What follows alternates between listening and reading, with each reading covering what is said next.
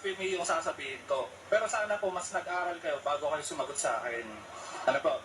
Kasi po, unang-una po sa lahat, yung sinasabi niyo po regarding sa evolution, tapos sinabi niyo po, puro katangahan, yung pinapaniwalaan ko po. Siguro po, sige, sige. Wag po sana ikagagalit niyo kasi kung kayo nababastos, pag sinabi kong katangahan niyo sa inyo, eh nababastos din naman po okay, pag sinabi katangahan niyo pinapaniwalaan namin. So, ganito lang po yung i-explain ko. Ano po? Bali ignorant kayo pagdating po sa evolution. Ayun ang masasabi ko. Kasi po kami pinag-aralan po namin yan. 90% po ng mga scientists, kahit po i-search nyo po, na ang evolution po is a fact na.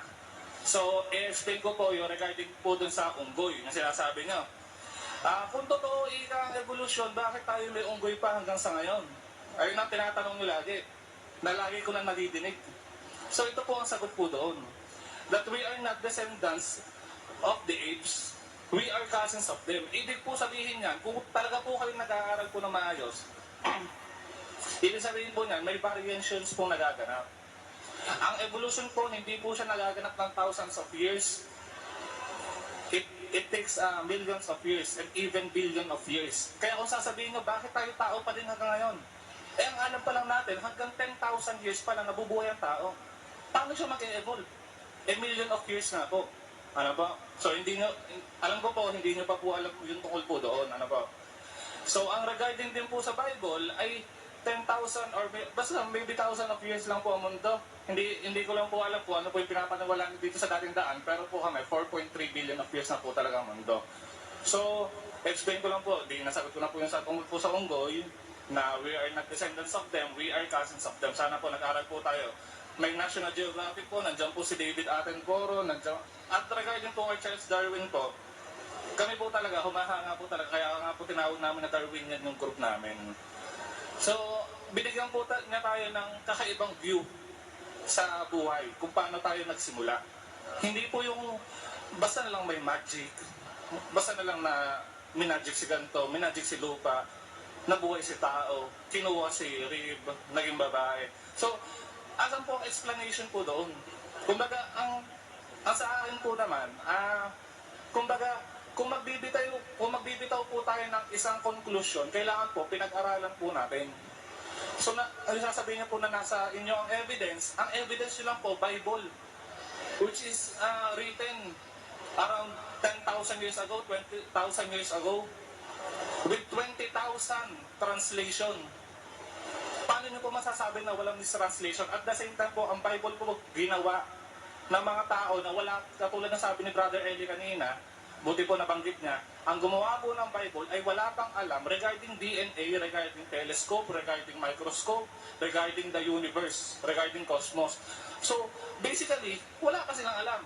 Ang alam lang nila, saan kaya nanggaling ang tao? Ay, sige, ang dali po i-create yung salitang Diyos. Kahit po caveman, kaya nang i-create yung Diyos kasi hindi niya pa alam ang sagot dun sa tanong niya. Wala pa po siyang microscope. Paano na malalaman po sa DNA? And genetically proven po talaga ang evolution. So, i-consume na po yung oras since na medyo matagal din naman po ang explanation na Brother Eli. So, ayoko po talaga magalit po kayo sa akin, sa Rationals and Darwinians of Nasugbu. We just want to be factual. We just want to be academically correct. We don't want to hurt anybody. Kahit po ako'y nasa Iglesia ni Cristo or kahit ako'y nasa Katoliko at dating daan, isa po ang sasabihin ko. Kumbaga wala po akong pinapanigan sa mga ganyan. Yun lang po yung, kumbaga, ipinapaliwanag ko lang po sa inyo. Pasensya na rin po sa inyo lahat. Gusto ko lang po din magsalita po sa harap ng lahat. Yan lang po. Salamat sa iyo kapatid, pero yung sinasabi mo na ang paniniwala nyo is fact. Fact. Tanungin kita, nakita nyo na ba yung missing link na sinasabi nyo between apes and humans? Di ba si Darwin na nagsasabi ng missing link? Have you any evidence now to show the missing link that will link us to apes? Brother Eli, bali ganito po yun. Regarding po sa missing link, meron naman po talaga po tayo na hukay na tinatawag natin missing link. Kahit hindi po naman lahat po. Kasi po ang sasabihin Hindi, ko, tinatanong ko lang sa'yo kasi because you claim that evolution now is a fact. And for it to be a fact, it must be consistent with the former allegations na sinasabi na yung missing link, kaya sabi nyo missing link, nakita na ba? Can you give me any specific link now that will link us to the apes? Asan yung link? Pati yung bodily system ng tao, kung anong link natin sa apes, yung ating mga digestive enzymes sa katawan, kasi iba yung digestive enzymes nila kaysa sa digestive enzymes natin. Asan na yung link noon? Pati yung sinasabi yung allegedly missing link. Kasi natuklasan, yung palang missing link, niloko lang tayo eh. Babasa lang ako kapatid kung bakit tayo niloko. The top 25 crimes of the century according to Time Magazine. Ito po yun sa article number 3. Pakibasa kapatid na Daniel. The Fake Ape Man, 1912. The top 25 crimes of the century. Time Magazine. Yanthropus dawsoni was the scientific name of this alleged missing link, and it would have been an extremely early example of a creature showing both human and ape-like qualities. At 375,000 years old, it put England in contention for a cradle of humankind, being found in the Sussex town of Piltdown. The first Englishman, he was probably called when the anthropologist Charles Dawson found him in 1911. For decades, Piltdown man was cited along with the Neanderthal man and the Heidelberg man as an example of early hominid life in Europe. Then in 1953, the fragments, including a jawbone, were tested. They did not contain enough fluorine to be the age that Dawson claimed. Worse, the jawbone was that of a 10-year-old orangutan, its teeth ground down to simulate age, and a crude chemical wash applied to the bone to make it appear ancient. No one knows who perpetrated the hoax. Dawson had died in 1916. Very quickly, however, Piltdown became a synonym for pony. The England's claim to antiquity was cut short by several 100,000 years. Kasi sinasabi yung alleged human ay missing link nung araw, napatunayan na it's a hoax. Pinagsama yung jawbone ng orangutan at saka ng tao to make it appear na parang merong resemblance na yung tao sa ape. Yun ang tinatawag nila kasi missing link nung araw eh. Na-disprove yan ng siyensya. No? Nalathala yan sa isa sa pinaka-prestigious magazine sa mundo, ang Time Magazine. Ngayon, nang mawala itong missing link na to, nakita nyo na ba yung link na sinasabi nyo? Can you give me information? Kasi, as much as you would want to be fair, I want also to be fair. At alam mo kapatid, yung sinasabi mo sa akin tungkol kanina na kailangan nag-aral muna ako bago sumagot sa'yo. Sana, ganun pala ang alam mo na hindi pa ako nag-aaral. Ba't ka naman nagtanong sa akin? Sino ba naman ang lalabas na may diferensya sa atin nun? Sabi mo, nag-aral muna sana ako bago ko nagtanong sa'yo. Alam mo, yung pinag-aaralan ng tao sa mundo, ano nga yan napakaliit na bagay eh. Hanggang ngayon nga, hindi ko pa natutuklasan kung paano paggawa ng buhok eh. Ako, alam ko na kung sino gumagawa ng buhok eh. Diyos ang sabi niya, hindi ka makakagawa ng isang buhok na malaki, maputi o maitim. Which is a challenge up to now to humanity.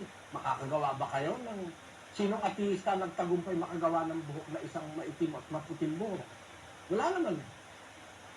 Sinong ateista nakapagsabi na ang mangyayari after 3,000 years ay ganito or ang mangyayari after 10,000 years ganito? Sa Biblia, meron akong mababasa Hindi pa natutuklasan ng siyensya, sinasabi na ng Biblia na ang mundo bilog.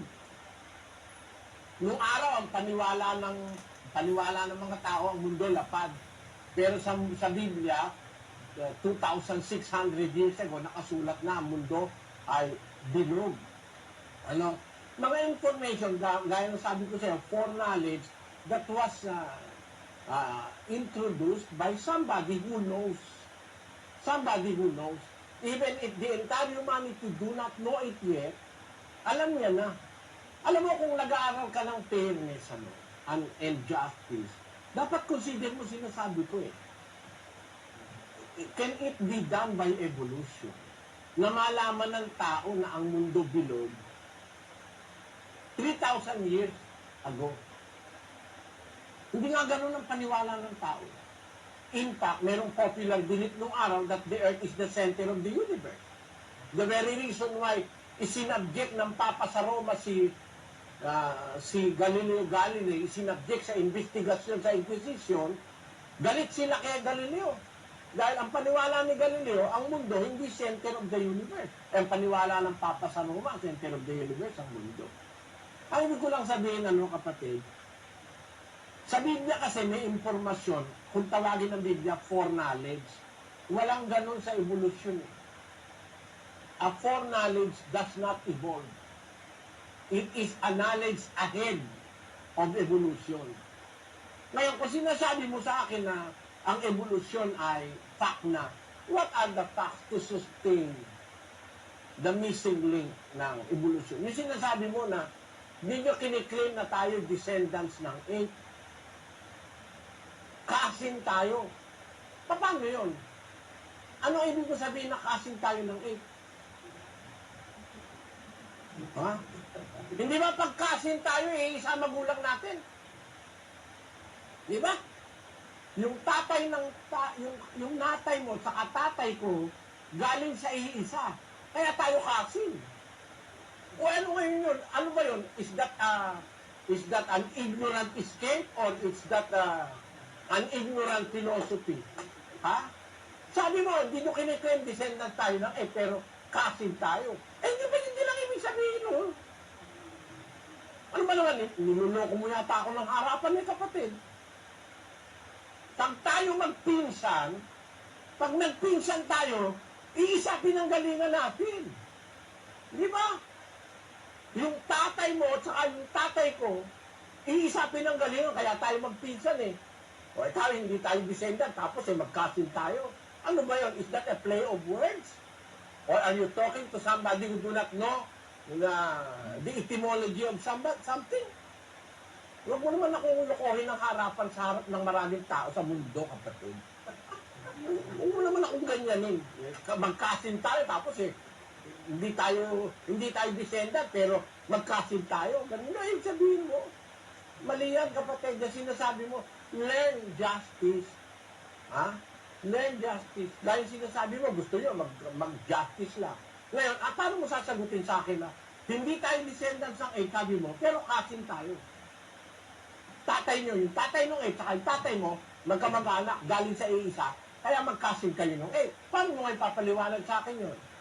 Tingnan ang paliwanag mo, kapatid, bilang kita oras.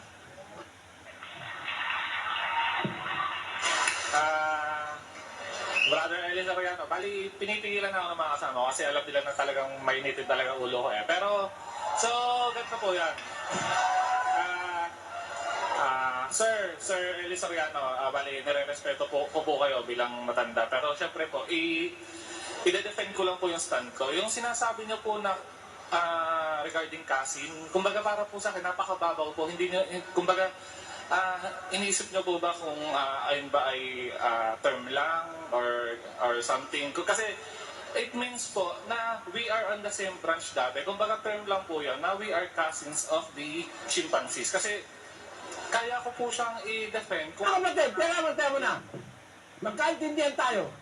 Huwag tayo maglulukuhan, ano? Kasi alam mo, mahalaga oras ko, saka mahalaga siguro oras mo. Kung mo sasabihin yung term, sabi mo kasi sa akin, fact na eh. Tapos ngayon sinasabi mo, term lang yun. Kung magsalita ka ng fact, sabi mo, facts na yan, evolution eh. Ang evolution po is a fact na. Tapos ngayon, mag-ano ka, pumunta ka sa term. Unfair ka niyan. Kumbaga term lang po yan, na we are cousins of the chimpanzees. Unfair ka niyan. Unfair ka yan. Saka mo, huwag mo sasabihin, nagpipigil ka ng init ng ulo mo. Ilabas mo lahat ng init ng ulo mo. At huwag mo akong iismulin. Pinagpapaan ako sa'yo, huwag mo akong iismulin na sinasabi mo siyensya. Dahil, mas maraming reputable scientist na nasa side ko kaysa sa side mo.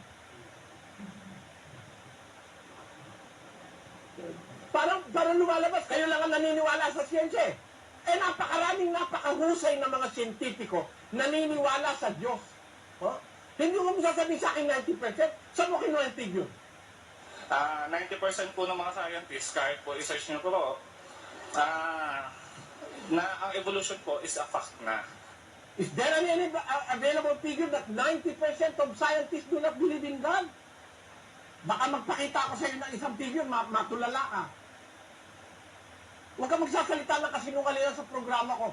This is the most informative program in the United States of America. Tandaan mo yun. Kaya hindi ako papayag na magsalita ka ng kalokohan dito. 10% lang ang sabi mo. 90% ang nasa side nyo. Asan ang prueba mo? Anong publication? Anong survey ang nakita mo para patunayan mo sa akin ganyan yan? Sige, bigay mo lang sa akin kapatid. Huwag ka mag-escape na term lang. Huwag ganun. Brother Eli, sana po wala tayong taasan ng bola. Sana po, kasi ganito yan eh. Ako, pinipigilan ko din eh. Kumbaga, sige po, mahalaga po. Walang damage. Alam mo, walang damage magagawa sa'yo kung tumaas ang boses ko. Unang-una, malayo ako, kaya kailangan ako tumaas ng boses.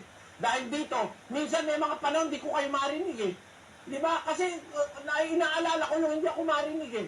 Ikaw, hindi ko marinig kanina, kaya pinabating ko si kapatid na Daniel eh. Di ba? Walang problema, hindi ka naman masasaktan kung tumaas ang boses ko eh. Bitin, natural sa tao yun. Kung naiintindihan mo ang human hypothalamus and the function of the human brain, naiintindihan mo ba tumataas ang boses ko? At pag tumaas ang boses mo, maintindihan ko rin dahil nag-aaral ako ng siyensya kahit kapiraso. Tandaan mo yun.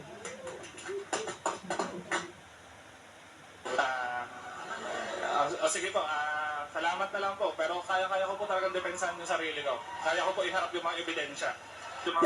Kaya binibigyan kita ng panahon eh.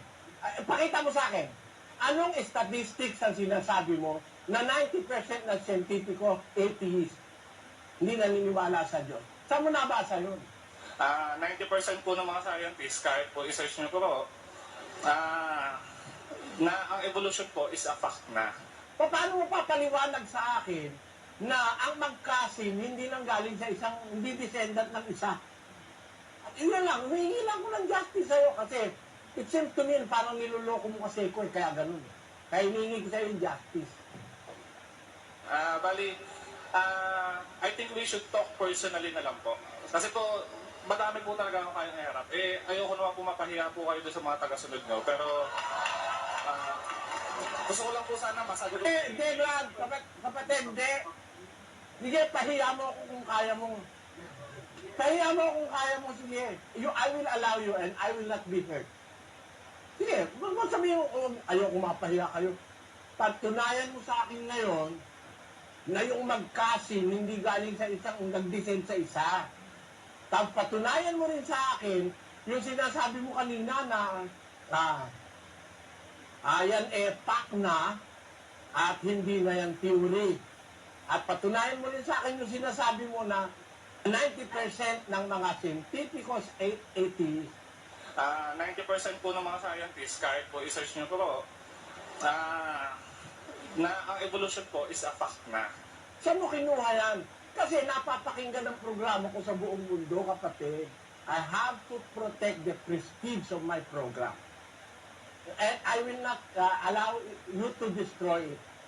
Kahit na yung buong organisasyon ng lahat ng ateista sa buong mundo.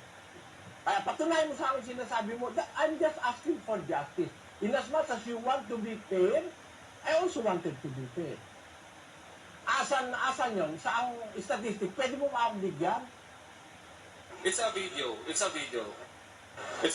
So, hindi ko po siya magpapresent sa inyo dahil sabi nyo nga po, kulang ang oras nyo. So, kumbaga, kawawa naman po yung ibang lugar. Do you mean to say that you just rely on a video? Without any title? Without any... Sabihin mo lang sa akin ng title and I will be looking for it. We have computers available to look for it now. Sino nag-release nun? Anong informasyon ang kinuhanan mo? Kung kahit video, papakita ko sa'yo ngayon. Ngayon din, promise ko sa'yo. Malaki kasi ang na capacity nitong aming storage dito eh. Ha? Alam mo, lahat ng mga gusto namin ipakita na ipapakita namin through to the storage system ng dating dami. Ito siguro ang pinakamalaking storage system ng all religious organization sa ating panahon eh. Nasa amin lahat. Kaya sabihin mo lang sa akin, anong title yun? Kung yun ay sinasabi mo na, 90% na yun na ang mga siyentipiko na 90% ay mga atheist, di naniniwala sa Diyos. Ayun. At saka yung mga iba pang sinabi mo, sabihin mo lang, lalabas namin sa computer. Basta, sabi mo, it's a video. Anong video? Video sa palengke, video sa sine, anong video yun? Hindi mo ba natandaan man lang kung ano yun? Eh, napaka-importanting depensa mo yan para sa paniniwala mo, hindi mo natandaan. Eh, ako yung depensa ko, natatandaan ko yung sitas eh. Saka saan kukunin eh. Ayun. Kaya siguro, masasabi ko rin sa'yo, sana nag-aral ka muna bago ka nakipag-usap sa akin.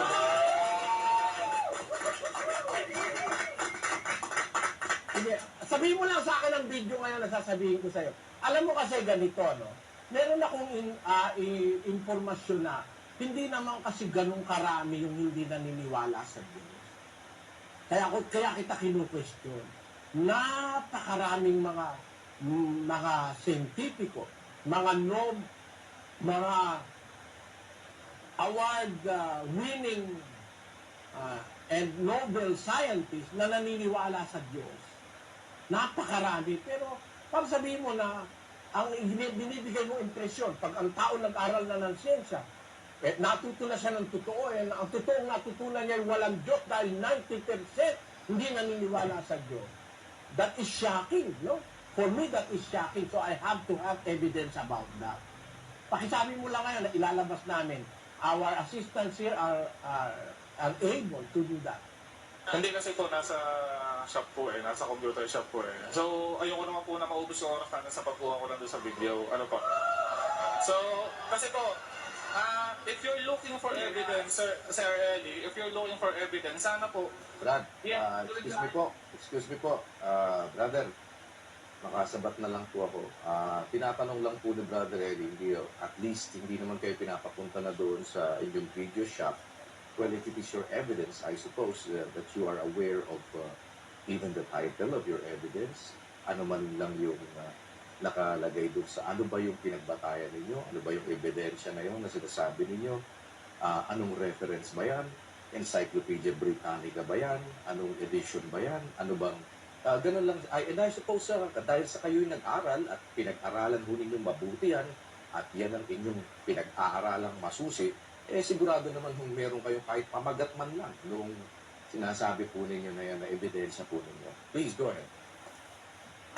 Isa-isahin ko lang po yung mga pwede nyo pong i-jot down, yung kumbaga pwede nyo pong panoorin pag po nasa bahay na po. Una po sa lahat, yung regarding po sa evolution, from BBC channel po yon si David Attenborough po, The Tree of Life. So, yun po yung regarding sa evolution. Regarding naman po sa mga scientists, makikita nyo po siya sa thinkingatheist.com. So, makikita nyo rin po lahat po doon ng mga evidences regarding po doon sa mga sinasabi ko. Kapatid, you are not answering my question. And you are not answering squarely and fairly. Bakit mo ako papupuntahin sa site ng mga atheists? Unfair yun. If you are going to a court of law and proving something that somebody denies or is denying, dapat kukuha ka ng evidence, hindi sa'yo mismo. Anong tawag dyan sa court of law? Ang tawag dyan, Anong evidence yun, anak? Ang tawag mo, self-serving. Self-serving yan, pag pinapunta mo ako sa site ng yung ang tinatanong ko lang naman sa'yo, simple lang naman asan yung sinasabi mong informasyon na 90% ng mga siyentipiko ay atheist, di naniniwala sa Diyos. Dahil nag-aral sila, tagalang-galang na sila, natutunan na nila lahat ng bagay, kaya hindi na sila naniniwala sa Diyos. Yun lang naman hinihingi ko sa'yo Ililitaw ko sa'yo kung anong video yung sinasabi mo. This very moment, lilitaw ko yun. Promise yun. Ano ba title nun? Asan ba yun? Nasa encyclopedia ba yun? Huwag mo ibigay sa akin yung site ng atheist. Self-serving yan. Hindi mo ba man lang natandaan yung title ng video na yun? O ano ba yung informasyon yun? Baka yun wakasan o kaya yun kung anong mang comics yun. Yun ang ibig namin sabihin sa'yo. Kasi nagsasalita ka sa isang religious program na multi-awarded, hindi ito nonsense religious program. At napapakinggan ka sa buong mundo. At saka yung sinasabi mo, kapatid, na magkaroon ako ng galang, unang-una, ikaw ang lumalapas tangan sa akin eh. Tatawag ka pa ng sir, tawag mo sa akin sa Facebook, ogag eh. Di ba? Sa Facebook, ang nilalagay mo, ogag ako eh. Ogag na Eli Soriano, sabi mo. Ganong kakalapas tangan. Yan ang natutunan mo sa pagiging walang Diyos. Tawag mo sa akin, ogag, nasa Facebook mo eh. March 30 at 10:23 a.m. Sabi mo, ikaw ang parang bata, batang maligno. Lagi kang nagsasalamin.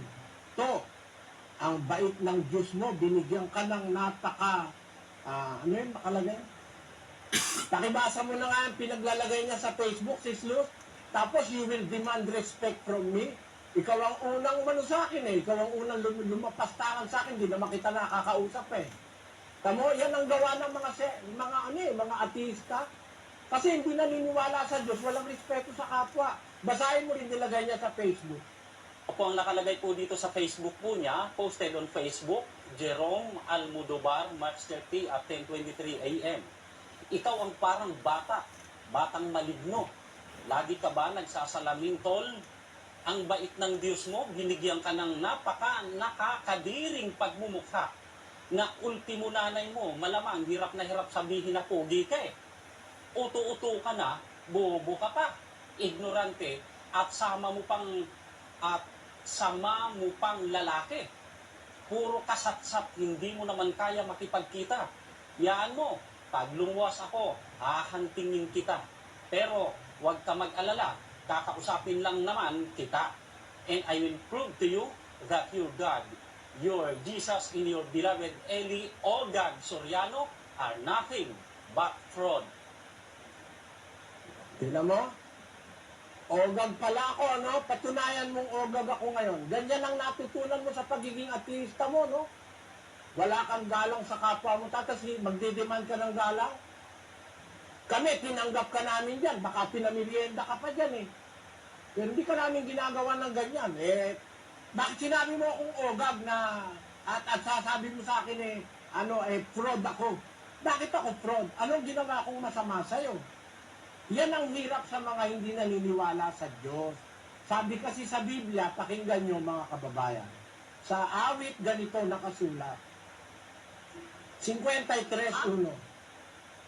Ang mangmang ay nagsabi sa puso niya, walang Diyos.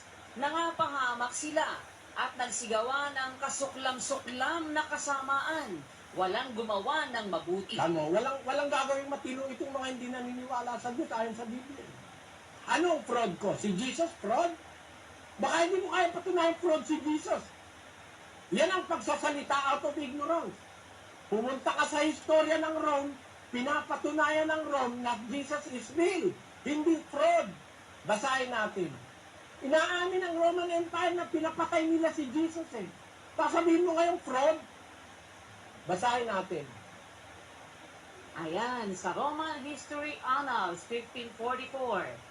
The Roman historian Tacitus wrote concerning the Great Fire of Rome in Book 15, chapter 44 of his Annals.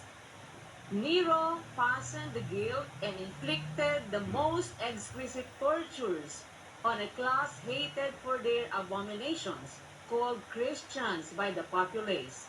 Christus, from whom the name had its origin, suffered the extreme penalty during the reign of Tiberius at the hands of one of our procurators, Pontius Pilatus. Ang Roman history na nagsasabi niyan, Jesus suffered in the hands of one of our procurators, Pontius Pilatus. Totoo bang may Pontius Pilato? Tingnan natin ang archaeology. Kung may Pontius Pilato talaga na nagparusa at nagpapako sa krus kay Kristo. Basahin mo, Sis Luz. Ito po isang nahukay noong Italian excavation. Yan, in 1961, an Italian archaeologist discovered a limestone at Caesarea Maritima, Israel.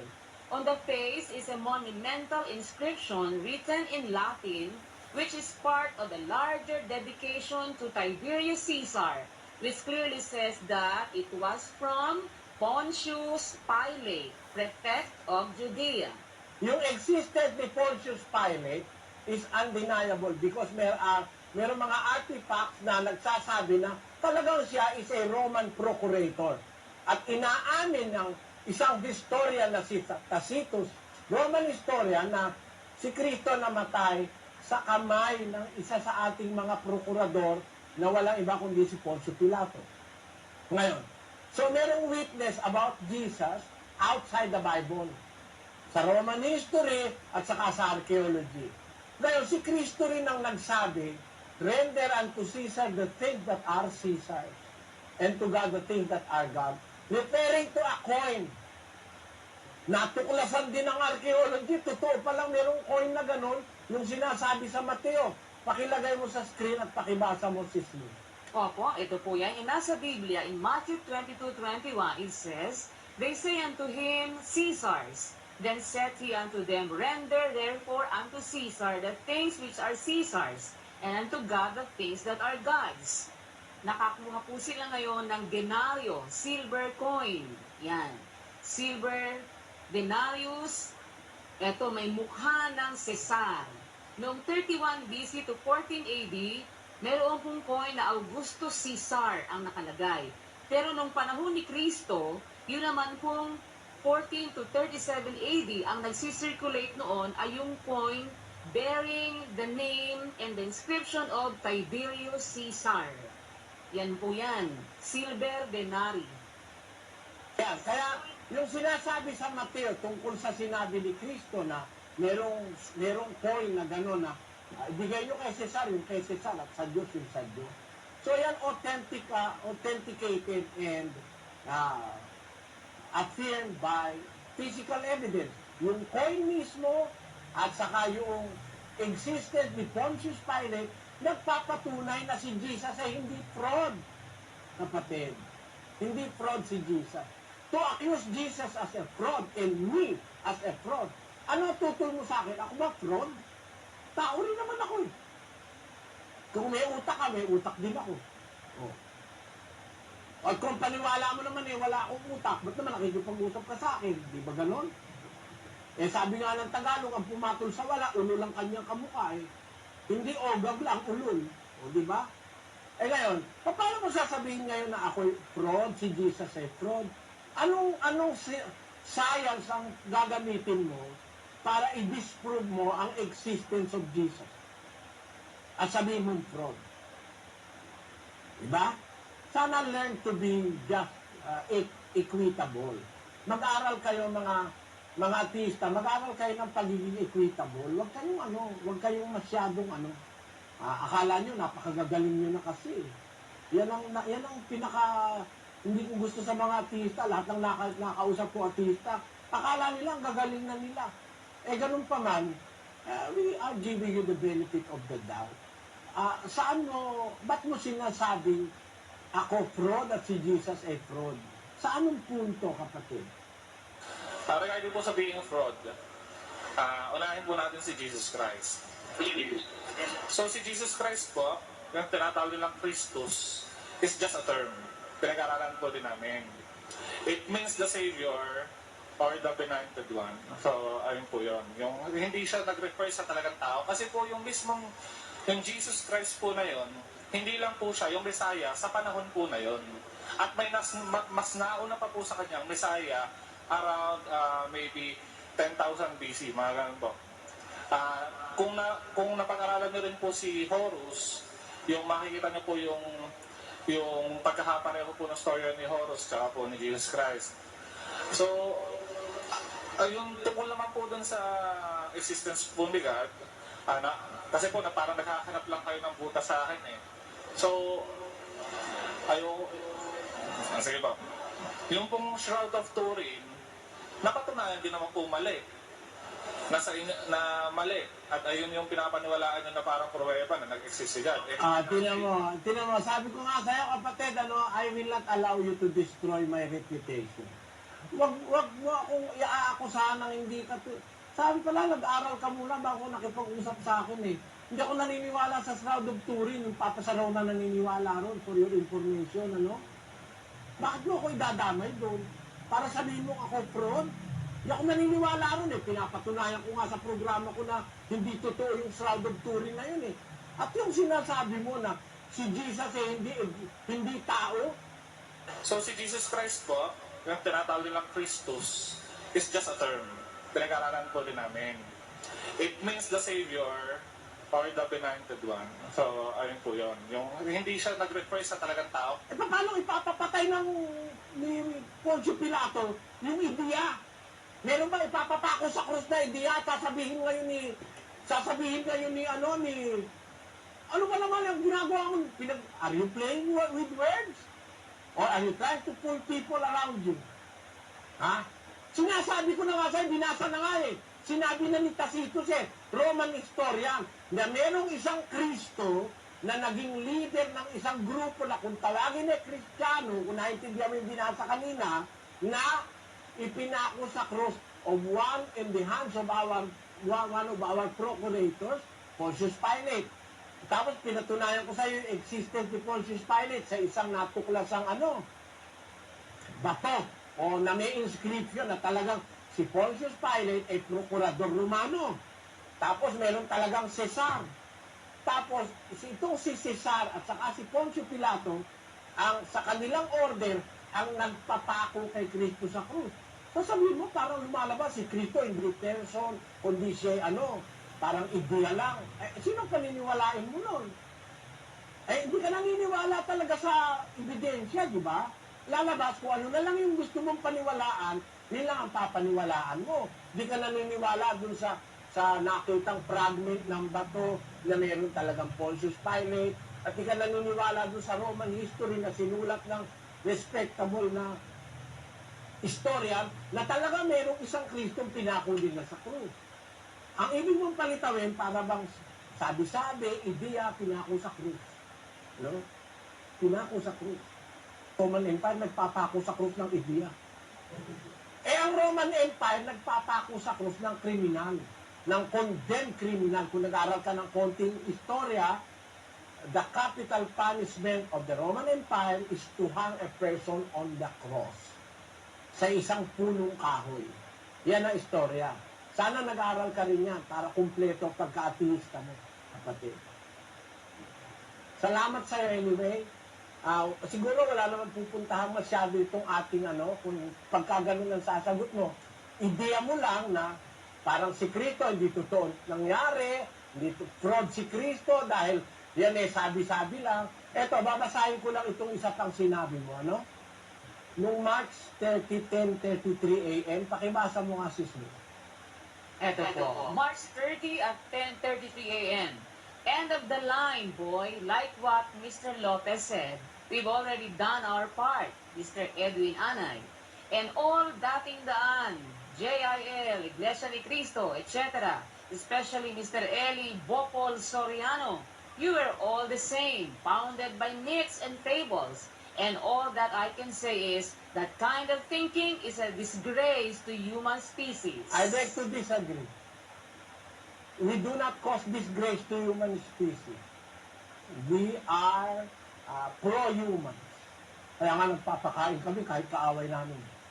At uulitin ko sa iyo kapatid, hindi ako bopol, Tatandaan mo, I will dream of a day na makakausap ko yung nagtuturo sa'yo. Papatunayan ko yung nagturo sa'yo ang bopol. Thank you. Ayan. At para malaman din natin yung term na kapipinsan o ano ba ibig sabihin ng magpinsan. Ayan. Konting lugaw lang po siguro sa ulo yan. Kailangan natin para sabi nyo? Especially si Eli Bopols, siguro hindi rin naman kayo matutuwa kung sasabihin naman natin ano pangalan ninyo? Jerome Ogag ang ilagay namin sa inyo. Ano ang apelido? Almodovar. Hindi rin masiguro kayo matutuwa kung sabihin namin yan. O kaya, sabihin namin Jerome Odarapnat o kung ano sasabihin namin sa inyo. Diba? You're naming names. Hindi naman din siguro fair yung gano'n dahil. At para ikatwiran ninyo kasi may kausap kayong iba, hindi lang yun. Meron pa kayong ibang mga sinasabi. Siguro nga po, kailangan lang din natin ng konting modo. At anyways, pwede po kayong ano muna kayo dyan. Kain muna po kayo at meron po tayo dyan pagkain inihahanda. Meron pong kahit na konti man lang makapagdagdag po ng asukal sa utak.